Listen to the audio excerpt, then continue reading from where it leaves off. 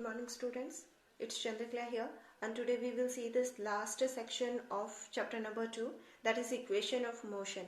This equation of motions mainly we will use in our numericals. So here we will study about 3 equation of motions. First equation of motion, our topic is equation of motion. So first equation of motion is V is equal to U plus AT. Second equation of motion is S is equal to UT plus half AT square. And third equation of motion is V square is equal to U square plus 2AS. Generally we have one more equation of motion, that is Sn is equal to U plus 1 upon 2 a 2n minus 1. This equation is used to find displacement at nth second. That means at a particular instant, if you want to calculate displacement, then we will use this equation. But in our syllabus, this equation is not there. We have to study only about these 3 equations of motions. Here some symbols are given and we know the meaning of symbols. That means here V means the final velocity, U means initial velocity, A means acceleration, and T means time. S means displacement. These are the things. That means in a formula generally we have 4 things, and out of 4 one we have to calculate and 3 will be given in the question. So then we will use these equations in numericals. Now we have derivation for this equation, and to derive these equations we have actually 3 methods. First one is graphical method, second one is by definition, and third one is by finding the derivatives. But derivatives we will learn in higher classes. Right now we have to learn 2 methods. Basically when this question is asked, it's not mentioned in the question that which method you have to use, and in that condition you can use any one method. But if it is specifically written in the question that which method you have to use, then we will have to use the same method.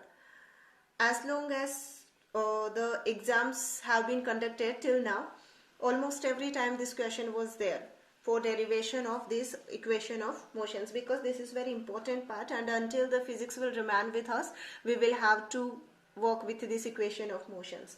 That's why. So here we will discuss the first one. Given method is actually graphical method. That means in second B part we have learned graphical method, and in first part we have learned a definition. So we will make use of those things only. So here what we have to learn is, first of all we have to draw a graph. We have to draw a graph between velocity and time. That means on our y-axis we have taken velocity, on our x-axis we have taken time. Okay, and this graph represents that initially the body did not start from rest. That means did not start from 0, but it started from a initial velocity u. That means initially it was having some velocity. It can be 10 meter per second or 20 meter per second or whatever. And finally this velocity increased up to v. That means finally the body acquired a velocity of v. That means u is the initial velocity of the body and v is the final velocity of the body. But when body reaches to v velocity, it took time equal to t. That means it took t time. T time means it can be 10 seconds, 50 seconds or 150 seconds, whatever. But time taken by the body was t. Now we have to do here 2 things. To derive 3 equations, we have to do 2 things. First thing, we have to calculate acceleration. That means we have to calculate slope of this line, because we know that if a graph is given between velocity and time, and if we have to calculate acceleration, we will have to calculate its slope, right? So first thing we will have to calculate slope, and for next 2 equations we will have to calculate displacement, because if you will see the equations carefully, you see here in second equation we have s, and here in third equation also we have s. That means we will need a displacement here, or you can say distance, because right now we are discussing about one dimensional motion in a straight line. So we can say distance or displacement. So in both second and third equation you will need a displacement, and you know that if a graph is given between velocity and time, then you can calculate a displacement by finding the value of or the area enclosed between the velocity axis, that means your velocity graph, and time axis. That area in between both these graphs or lines will give us displacement. So the same thing we are going to do. First of all, we have to calculate acceleration, and for acceleration we will calculate slope. Now to calculate slope, we have learned in second section that to calculate slope, what we will need two things. One is this perpendicular distance up to here. You can name it as P, Q, R, S, and T is already here. We will use something else. What you use? U is also here. So you use something, let it be F. Okay. So you see, we have named these points. Now if you want to find out slope of this line, see, you can find the slope of this line by finding slope of any 2 points here on the line. But here we are having value for this total t. If you will take here 2 slopes, you will need 2 values here. And here we don't know what is the value of time. So better we will find out the slope of this full line PQ. To find out the slope of PQ, that means what we are finding? We are finding acceleration. Acceleration means we are trying to find slope of line PQ, and we know that to calculate slope, what we will need? We will need two things, one perpendicular and one base. So perpendicular is here QR and your base is PR. Okay, that means if this is U and if this is V, then what is this distance? V minus U. Therefore this distance is also V minus U. If this time started from 0 and here it reached to t, that means this time is t, and if this time is t, then this is also t. Therefore this base is t. That means you have got V minus U upon t. Therefore what you have got? You have got that A is equal to V minus U upon t. Therefore AT is equal to V minus U. Therefore V is equal to U plus AT. This is our first equation of motion. This is first equation of motion. To find first equation of motion, what we have done? We have found the slope of the given graph. Slope of the graph gives us acceleration. So we found acceleration, and from there we get first equation of motion. Okay, then second thing, to find second equation of motion, what we will do? We have to find out this area, because in second equation of motion we have displacement. To calculate displacement, we will find this area. To find the area, you see, you have two methods. First thing, this is a triangle, this is a rectangle. So you find the area of triangle, you find the area of rectangle, and then you add them. Then you will get this total area, which will be equal to your displacement. Second thing is, you don't divide it into two parts. You directly find area of this trapezium, that is PQFS, this full trapezium. You find its area, then you will get the value of displacement, because this area is equal to displacement. From there we will get two equations. So second equation we are trying to find out. So for second equation, from this graph we know that S, that is distance or displacement, is equal to area of this triangle plus area of this rectangle. This is rectangle. That means you can say area of PQR plus area of rectangle, that is, what is the rectangle? This is PRSF. Now you know that area of triangle is equal to half into base. This is base, this is height. So base is t, because if this is t, this is also t. So it is t. Then what you want? Height. Height is V minus U. So it is equal to V minus U. This is our equation. Now from first equation, from here, can you put the value of V minus U? Because you see here V minus U is equal to 80. Or here you can see V, since we know that V is equal to U plus 80, therefore V minus U is equal to 80. Therefore instead of this V minus U, can you put 80? Of course. So it is half into T into 80. Now you see, this is half, this is A, and T into T, T square. Right? This is this area of triangle only. Now along with that we had to find out area of this rectangle also, right? And we know that rectangle means L into B.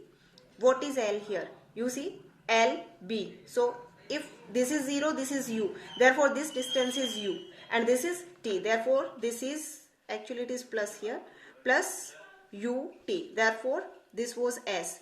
S is equal to UT plus half AT square. This is second equation of motion. Similarly, now we will derive third equation of motion. So now For third equation of motion, this was our diagram, and again we have to find out displacement, and for displacement we will need this area. This time we will use the formula for area of a trapezium. So in that condition, S displacement is equal to area of trapezium, that means half plus into sum of parallel sides. Sum of parallel sides means PF plus QS. PF plus QS into height, and height here we have taken, this is F, then that means FS. Okay, so now what we have to do is we have to put its value. S is equal to half PF, this is U, this is O, therefore this is U. So this is U, then plus, then how much it is? Up to here it is V, you see, up to here it is V. If this is V, then this is also V. So this is V, that means V, and into Fs. Fs means this is T, so this is T. Now in last equation we have kept value of V, and here we will keep value of T from same formula, since we know that V is equal to U plus AT, V minus U is equal to AT, T is equal to V minus U upon A. Therefore instead of T we can put V minus U upon A. So here S is equal to half, you can write it V plus U or U plus V as you wish. Since here we are having V minus U, that's why I have written here it V plus U. And into T means V minus U upon A. This is V. V minus U upon A. Done. Now you see S is equal to, this is A, this is 2. So it is 1 upon 2A. Right. Now A plus B, A minus B. That is A square minus B square. They take this 2AS here, is equal to V square minus U square.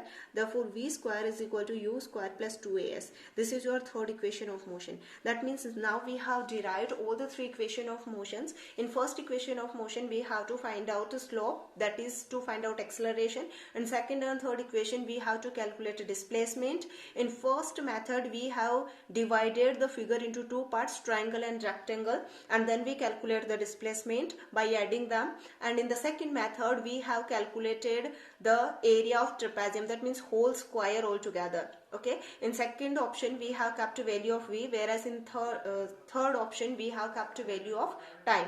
Similarly we can get all these values. Now we have second method, that means this was the method we could find the three equation of motion with the help of graphical representation. Now we can find it with the help of definition also. Okay, so the first thing is we are going to discuss about the definition of acceleration. We know that acceleration is equal to change in velocity upon time. Therefore you can say AT is equal to V minus U, and you can say V is equal to U plus AT. This is your first equation of motion. Okay, very easy from definition of acceleration. And then the second equation of motion we will derive, obviously we will need a displacement, so we have to use that definition. We know that velocity is equal to displacement upon time, or you can say speed is equal to distance upon time.